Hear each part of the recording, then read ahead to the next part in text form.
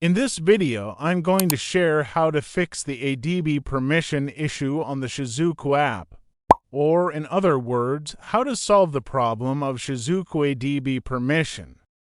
When you try to use or run Shizuku on your Android device, whether you're using wireless debugging or USB ADB, and you get a red error message like this. Don't worry, because in this video, I will show you the solution based on our own experience using Shizuku. In my case, I'm using Android 10 and I'm running Shizuku with a computer, which means I'm using USB debugging to connect my Android device to my PC. And here is the simple step to fix this problem. Go to Settings, open Developer Options, then scroll all the way down until you find Disable Permission Monitoring.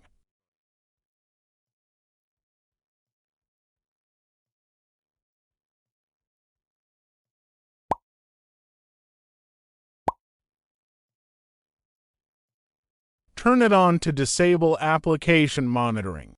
And after this option is enabled, you will see that the ADB permission in the Shizuku app appears successfully and Shizuku is running.